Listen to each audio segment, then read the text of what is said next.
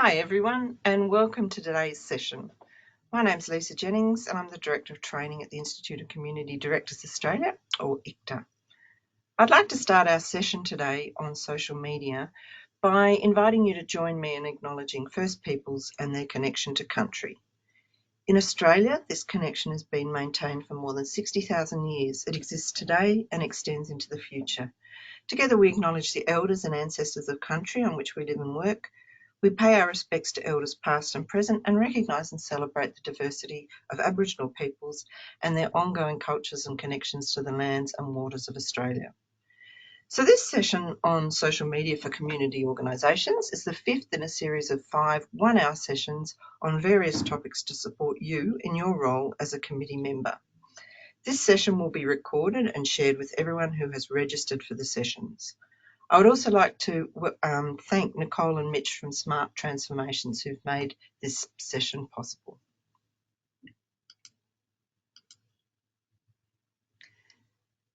Just before we get started, I'll put this up on the screen for anyone who's having audio problems. If you have no sound, please open the audio section of the panel, then click on no audio and then computer audio, and that should fix it.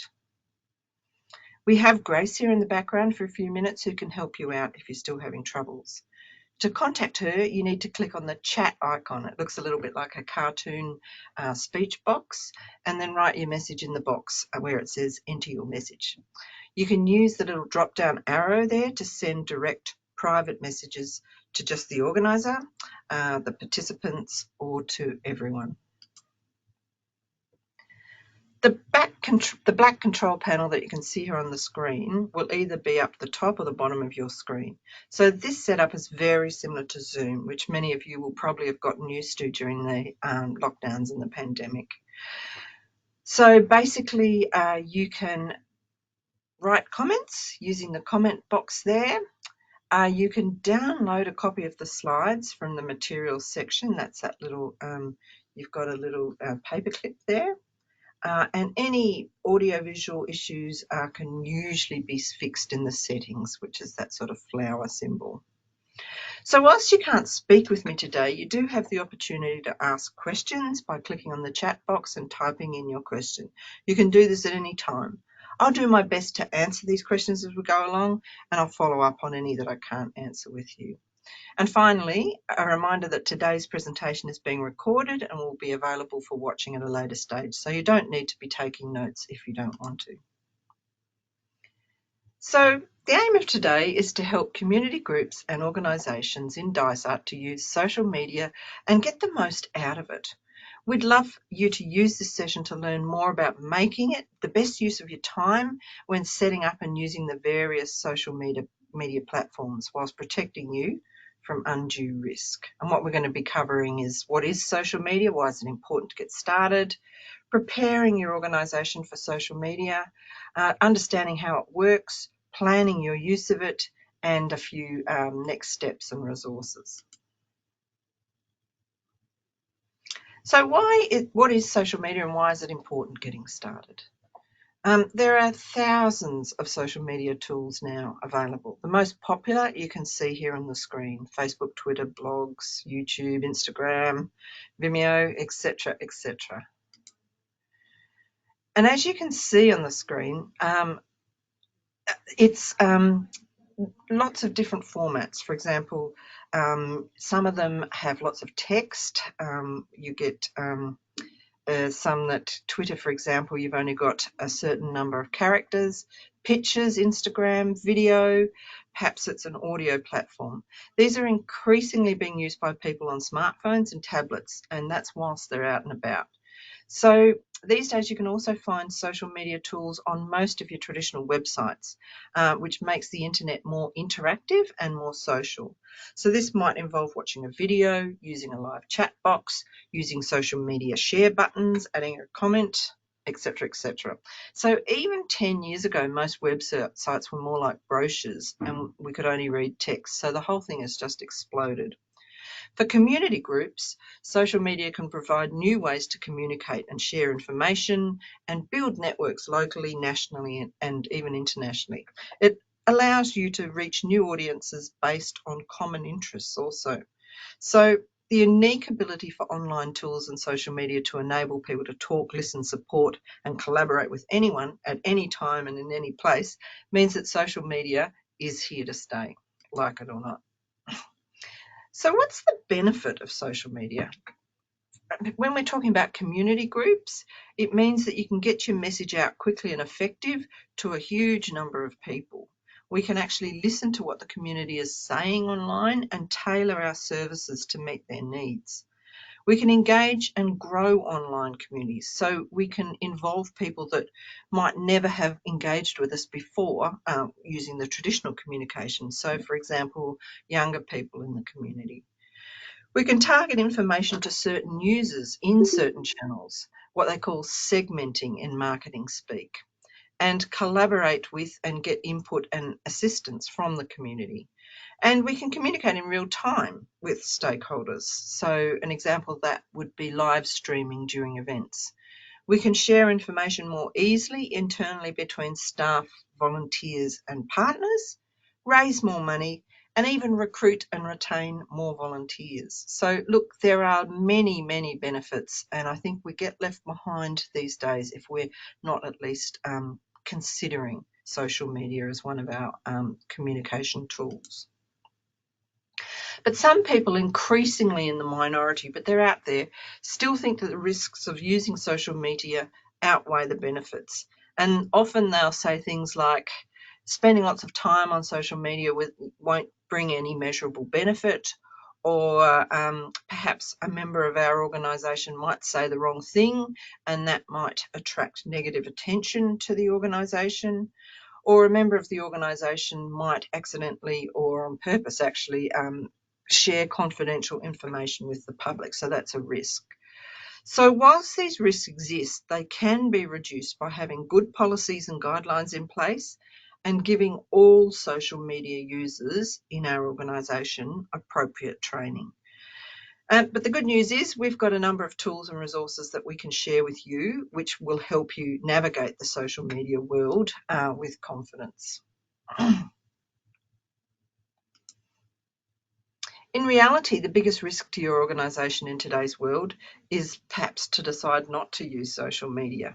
And I just wanted to put here the risks of not using social media, could include just not understanding the needs of your community because you're not being able to reach everyone, not being able to get your message to all of your stakeholders who increasingly consume news and information on these sorts of channels, not hearing what the community is saying about you or about issues relevant to your group, not enabling the community to communicate with you on their preferred channels, and missing out on the large online audience for your events and volunteer opportunities. So my question to you is, and you can write in the chat here if you like, if you trust your members and staff to speak to the community in person or over the telephone, or if you trust them to send letters or emails, then shouldn't you trust them to appropriately communicate via social media? So these resources will guide you through the process of getting started on social media. We're going to outline the key issues your group or organisation should consider, how to choose social media channels to use, and how to put it all together for the best effect. But just a note here, technology is changing so quickly that there will always be new social media channels to consider. So, for example, over the last 18 months, perhaps, the change has been TikTok, which we didn't have before. It's just a matter of trial and error to find out what works best for your particular needs and your particular organisation. And as always, the most important thing is to listen and learn from the feedback and the data you're receiving from your community along the way. So let's have a look now at preparing your organisation to start using social media. If you're going to use social media in your community group, it's important that you have some basic foundations that will ensure success. So there's a list here. The first one is really important. It's leadership. Using social media means adopting a more open culture in your organisation, and sometimes this can be a massive cultural shift. It's especially important that social media is championed and endorsed by the leaders of the organisation, even if you're entirely volunteer-led. So that could mean that your board or your committee, for example, is saying, yes, we want to use social media. So without leadership buy-in and commitment, social media will rarely be a success. The second one is integrate your social media into your planning. Hopefully you've got some sort of business plan or a marketing plan. To make social media really work, it should be included in these, and there should be some goals attached to its use. And this will allow you to measure the success of your social media activities or the failure and determine its value to the group or your organisation. You'll need to make a decision about how centralised or decentralised the control of your social media is going to be. So many larger organisations start their social media journeys with a centralised approach. For example, where there's only one person solely responsible for all social media.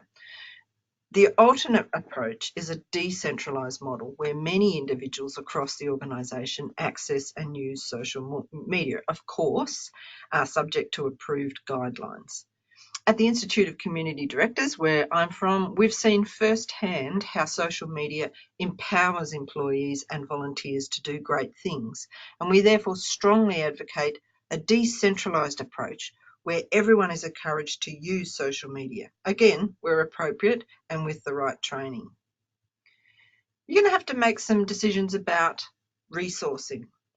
Developing and contributing to social media sites does require resources, and this is usually people's time, a little bit of money. How much you need will vary depending on the channels you use and for what purpose. I'd probably recommend you start small, choose only one social media channel and create a content plan and schedule that can be delivered with your current resources. Once you've proven that it can deliver value, you can grow your online presence and ask for more resources. It's important to note that many community organisations are actually choosing to reallocate resources away from their traditional communication channels rather than having to go off and find even more money or more people. So in other words, we might not print as many newsletters. We might spend that time and effort on a social media, just one social media platform. To do really good social media, it's good to have a bit of training, like we're here today. But look, social media is software, just like learning Microsoft Word or a new accounting system. So installing new software should always be accompanied by training, and social media is no different. So don't assume that your younger members or staff automatically have the knowledge or the confidence to run social media platforms. Remember that just because people use social media in their personal lives doesn't mean that they know how it can work for your community group. We recommend at least 2 types of training. So the first one would be some sort of social media 101, an introduction to social media, how it's being used around the world, how best to use it in your organisation and with your community. So that would include, in that social media 101, training on managing risk and targeting the right audience. This training would usually be delivered to a large number of people within the group or the organisation. And then the other sort of training would be tool-specific training. So you might have specific training on Facebook, the back end of it, particularly the analytics, Twitter, or whatever other tools the organisation is choosing to use. So this training is more likely to be in small groups or with just one-on-one. Record keeping. Look, it's not necessary to keep all of your online conversations. However, it's important to keep a record of anything significant or controversial that might become a mainstream media issue or cause legal issues in the future. You can record information through screenshots, links if they're available, and just remember to detail the time and location of the post. There are some programs out there that you can use to automatically back up your social media activity, but they would probably be for larger organisations. And then what that does is they convert it into PDFs so that you can save it. Examples called Backupify and Social Safe. And there's many more available. You just need to search online. So the final foundation to ensuring success that you can see there on the screen is having policies and guidelines. So once you've decided on how your organisation wants to use social media, it's important to develop a social media policy or guidelines that reflect and support your approach. A policy sets out the rules of engagement to provide clarity and confidence to others using social media on behalf of the organisation and helps reduce potential risks. We've got a great social media policy from our organisation that you can download for free, and the link for this is at the end of the presentation. We've got a policy bank there actually with a policy for just about everything, and you can find media, communication and social media policies on that. So how does social media work? Let's just have a little look at that. Often it's referred as online word of mouth because people can quickly share information with their networks of friends and colleagues who can then share it with their networks of friends and colleagues.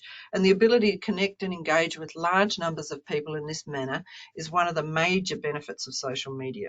It's called the network effect. And as you can see in the diagram, the telephone was one of the first technological networking tools.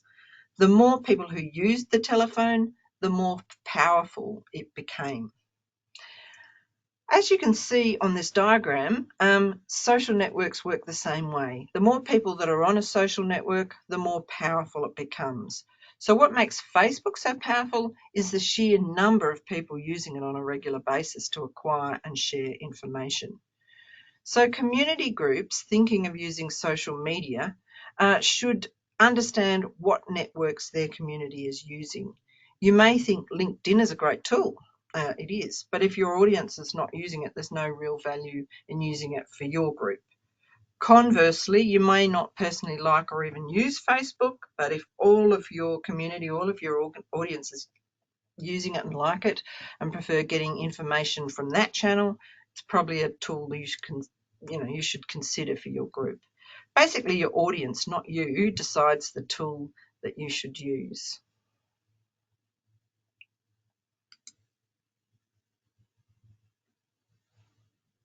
Social media is often used by organisations just to push information out. If you're new to it all, and the first thing that you start to do, it's probably just putting out information. However, we should look at using social media in lots of different ways. It can be really useful, and there's a great diagram there which shows about 5 ways that you can do it. So the first one, of course, is just internal use. Social media is a very effective way to reduce unwanted email trails and to share information within your group. So things like Yammer, Google Docs, Dropbox, wikis and blogs, WhatsApp. I know our organisation, all through the lockdown and the pandemic, we used a lot of Slack, which was just so much quicker than lots and lots of emails, especially if your emails were only about 4 words long. Listening, that's the second one. Social media is a great channel to listen to what the community is saying. The search functions on Facebook and Twitter allow you to listen in on topics that are of interest in the community. Also, dedicated monitoring tools like Hootsuite and Sprout Social allow you to listen to multiple social media channels at the same time. This can help you get a better understanding of the needs of your community and helps ensure your group offers the services and events that the community actually wants. Then we've got sort of talking. Talking on social media allows your message to reach large numbers of people very quickly. However, it's really important to understand who you want to talk to and what they want to hear from you. If you post good content, people will listen when you talk. So content should be digestible, i.e. easy to read, use simple language, use bullet points, clear headings, lots of images, graphics, and video where appropriate. And solve a problem. The content you post should deliver value to people who read it. There's no value in posting content that's not useful to your audience, no matter how interesting you find it. And then your talk, your content needs to relate to your expertise. Content you post on social media that's in a non-personal context, should always be in line with your expertise. Post content that relates to the services and value you offer to the community. I'd, again, refrain from posting content that's not related to the organisation or the community you serve. So the fourth way you can use social media is this idea of supporting. Social media can be used to support your community. Are you prepared, and this is something you're going to have to think about before you set up a channel, are you prepared to accept private messages from your stakeholders requesting assistance? Do you have a roster of people to answer questions as they arrive via social media? If you don't, then I wouldn't be turning on that function. Social media is a great way to offer support to your community, and people are increasingly looking for help on sites like Facebook and Twitter, especially because they can access these tools any time of the day via their phones. And the fifth way that you can be using social media is just the engaging and energizing the community. Can you get the community to share your content in their networks to give you wider reach? So again, that's that network effect again. Can you ask the community to give you feedback or to contribute ideas and content? Can you get the community to post live on social media from your events? These are all fabulous ways to use the community to help spread your message and the value you offer. So we've had a think about it. Do we want social media? Yes, we think we do, and we think we can deal with the risk. How then do we plan to use it? So I think the really important question here, first up, before doing anything else, is why do you want to use social media? So have a think about that for a couple of seconds. Until you can confidently answer this question and explain the benefits you want to get from social media, you probably shouldn't consider it. Social media should only be used if it can be directly beneficial to the organisation and, more importantly, to your members, volunteers and your community. We believe here at ICTA that almost every organisation can benefit from the proper use of social media, but you need to be clear about what you want to achieve. So when you can answer that question thoroughly, that will set you out on the right course and save you a lot of wasted time. Do you just want to be speaking to the community, or some of those things that we looked at before? Do we want to be speaking internally? Do we want to be engaging and energising? That sort of thing. So social media is all about communicating with your stakeholders in the community. So we've got to work out who they are and who it is your organisation engages with and who we wish to engage, who might want to engage with us. Most organisations will have at least 2 or 3 different types of audience, each with different needs.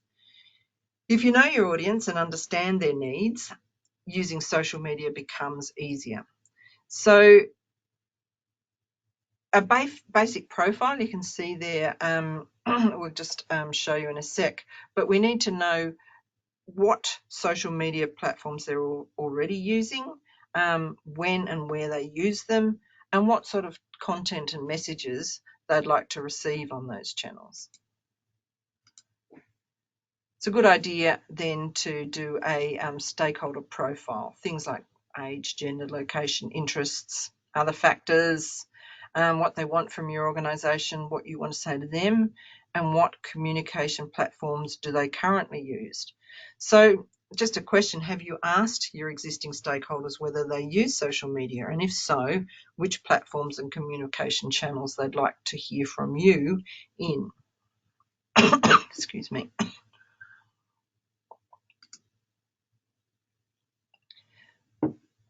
So there are many choices and platforms to choose from in social media. Most community groups and community organisations tend to focus on the 3 main social media networks. So that's Facebook, Twitter and YouTube. However, Instagram, Pinterest and even TikTok for young people are also growing in popularity.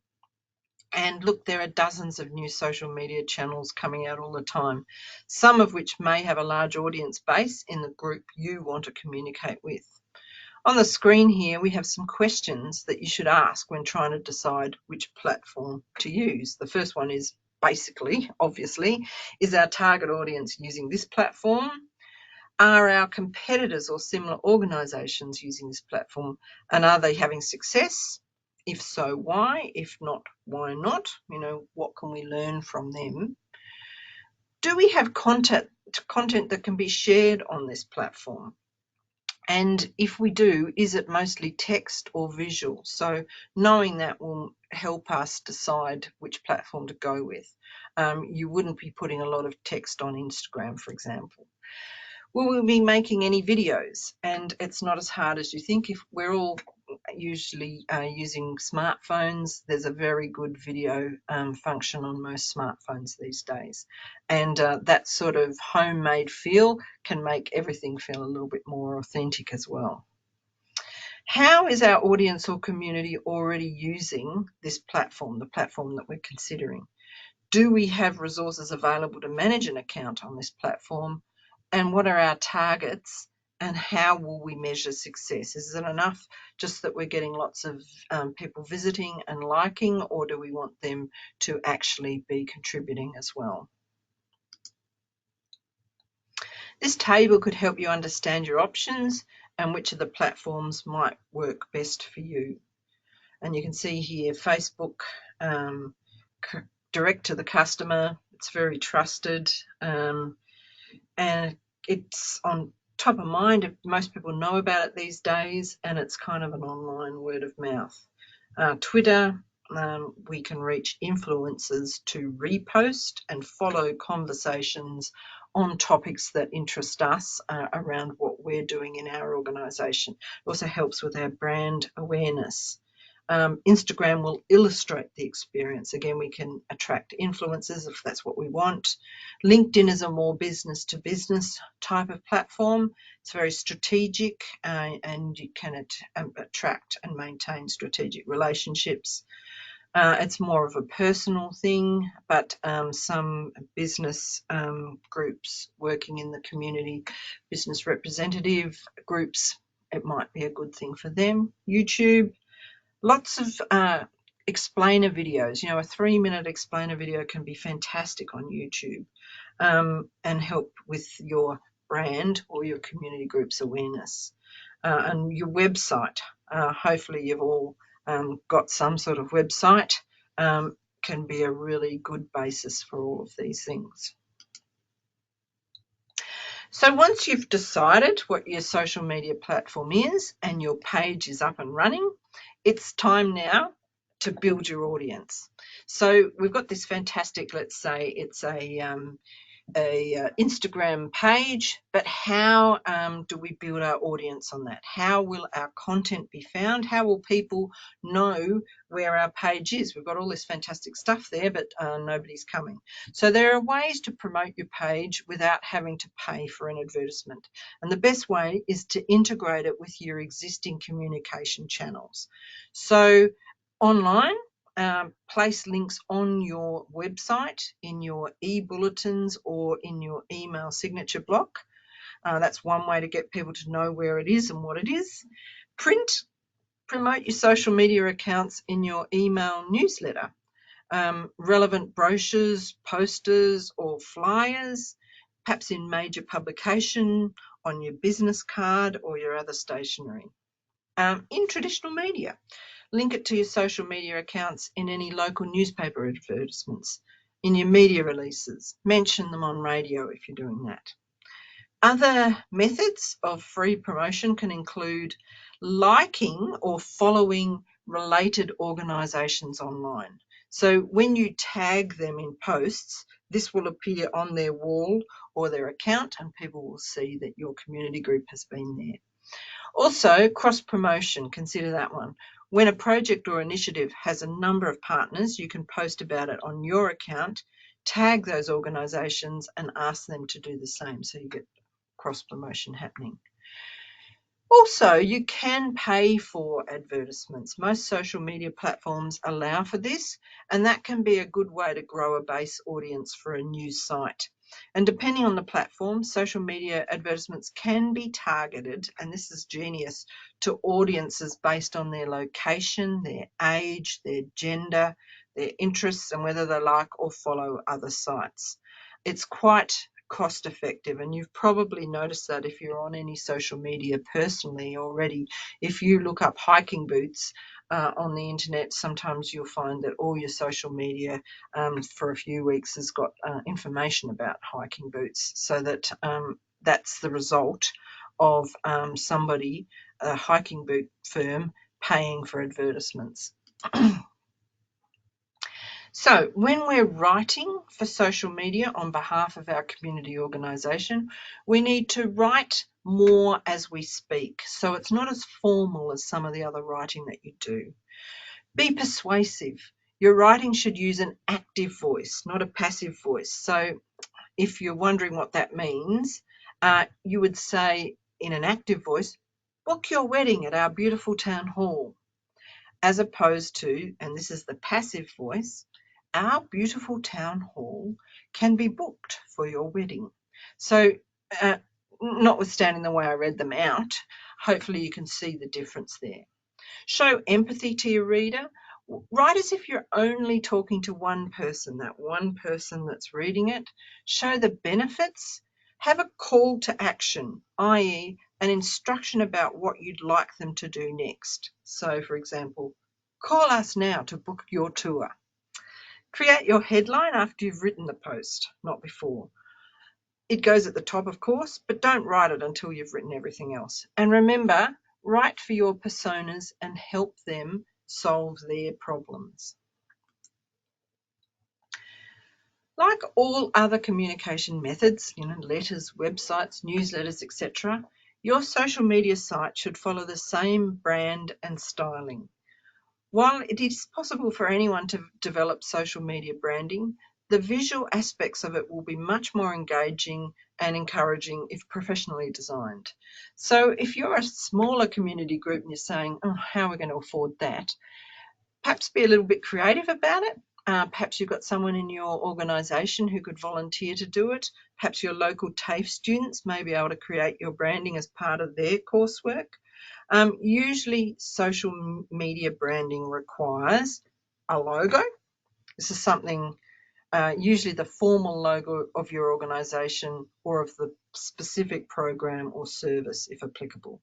So the logo should appear next to all of your updates, often in a square format. It's sometimes necessary to alter formal logos so that they present well in a square format. So have a think about that one.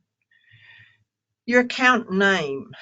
Try to use the formal name of your organisation or program. However, if it needs to be shortened, check what the format or commonly accepted abbreviations are. If your program name is especially long, it's acceptable to use the acronym as an account title.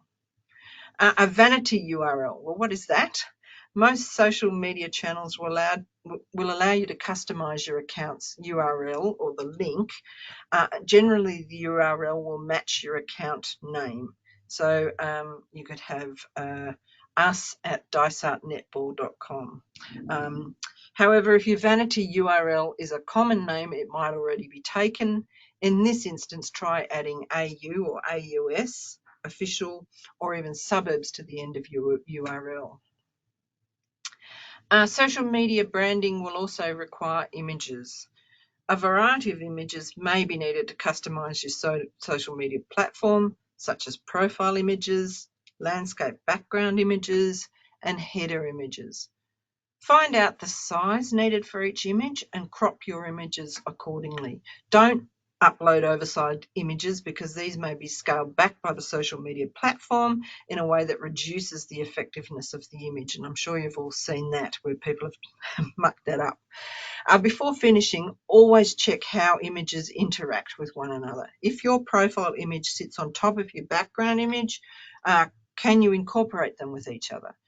Do the images and colours complement or clash? Taking a little bit of time with that will mean that your site will pop instead of looking like a mess. So what I'd like to show you now is an example of a not-for-profit doing a really good job of their website.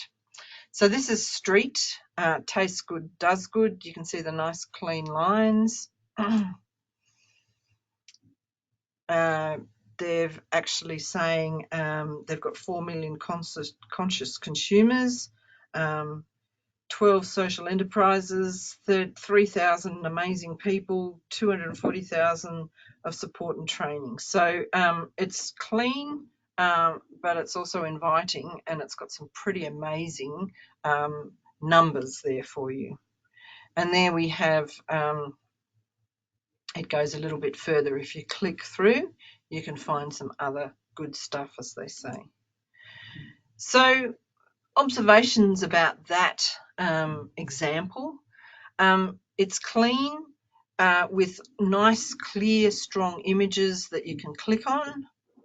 There's explanatory text for first-time visitors. There's the logo that we were talking about and consistent branding throughout. It's easy to find and understand the navigation. So it's got strong readability and simple language, large type on a clear background, strong images, not just words, and they've got a news feed there. Have a look at it if you're interested. That can easily be updated. So what we've talked about so far is what the users or your audience or your community can see. One of the things that you can do with social media is actually use the analytics as well. And if you look in the back end, if you're an administrator of a social media site, there's all sorts of things that you can find out. Things like, well, what actually works best for us in our community? And it will show you what the best times to post are and how many times per week you should be posting. Should we be posting twice a day? Should we just be posting in the afternoon or in the evening when people flop down on the couch and open up Facebook or whatever it is? Schedule your early posts across a range of days and times so that you can work out which ones perform best. And the analytics will show you how many people clicked on it, how many people liked it, and how many people shared it, if that's what the platform does. So use the analytics also to determine the effectiveness of your social media strategy and analyse the numbers of likes, shares of posts and opens, views of e-newsletters, etc. So Buffer or Hootsuite have, and these companies have free or discounted rates for not-for-profits. This software enables you to both schedule and analyse data, and they're really invaluable if you're using more than one platform. They also enable you to create content once and automatically customise it for each platform. So that's Buffer or Hootsuite. Google Analytics enables you to track the number of clicks from social media to your website, which is really handy. This will help you determine the effectiveness of social media. It can do the same for email and other marketing sources. So remember, give your members offerings and experiences before you ask for anything in return, but then it is good to start tracking how that's working and what's happening. You should consider in all of this having some guidelines or house rules that clearly tell users of your social media what their responsibilities are when using your site. So if you set clear expectations about the level of responsiveness and engagement they can expect from you, people won't get any nasty shocks. It's particularly important on Facebook, where people engage and comment directly on your page. However, for more, fluid tools like Twitter, house rules probably aren't as important or relevant. So I'd probably put on a site's About Us section what the rules are of participation. It's usually about behaving respectfully, no vilification of any groups of people. Is the membership of the group limited, and to whom? What would you like people to do on the site? Perhaps a little bit about what's an unacceptable or an acceptable post. if you have taken upon yourselves to provide support, let people know what the expected response timeframes are.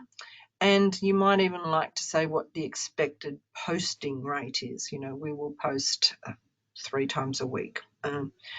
Also give people other ways to contact you.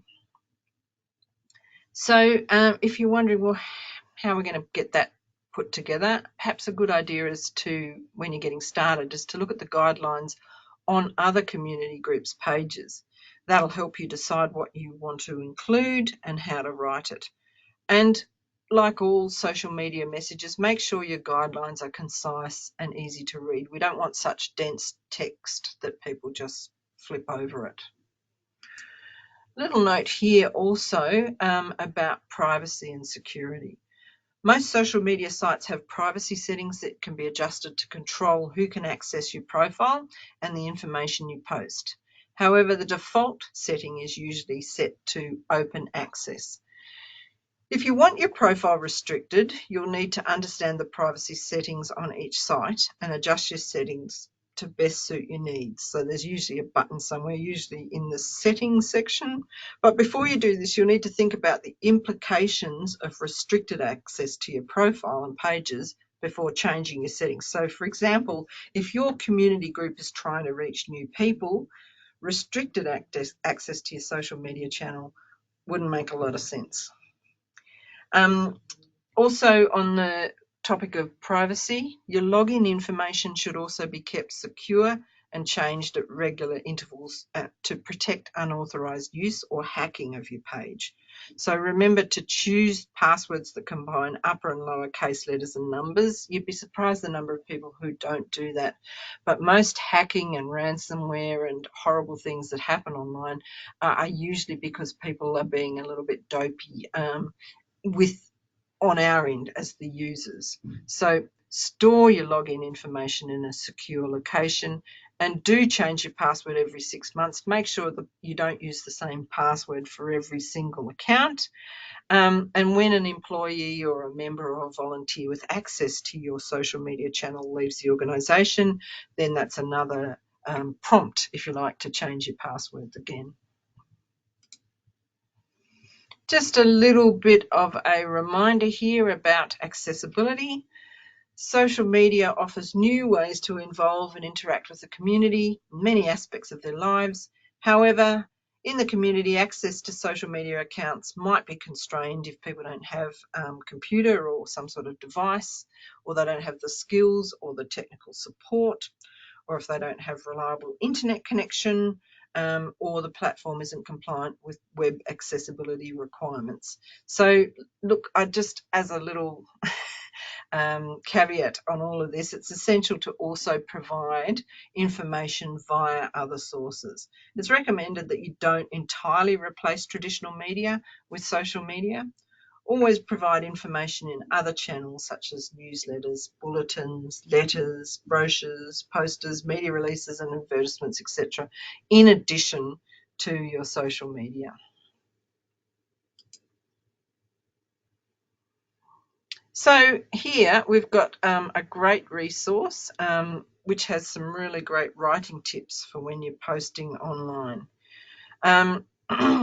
In this book, it's got some really good tips there. And you can get that by following the link down the bottom of the slide there.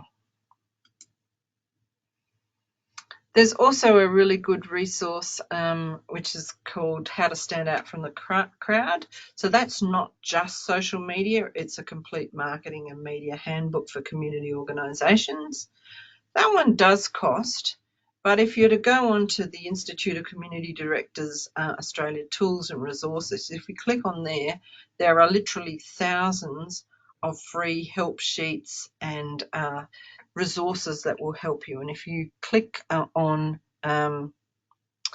social media there, I had a look today, there was more than 50 bits of content there that could be helpful for you. Also, you can see there the Institute of Community Directors Australia Policy Bank. We have a policy for just about everything, including media, social media, communications, etc. So thank you very much for joining me today. I hope you've enjoyed this webinar and the information it contains has been useful for you to help you care for your community organisation and perhaps set up a social media presence. Good luck with that, and we look forward to having the pleasure of your company again soon. Thank you very much.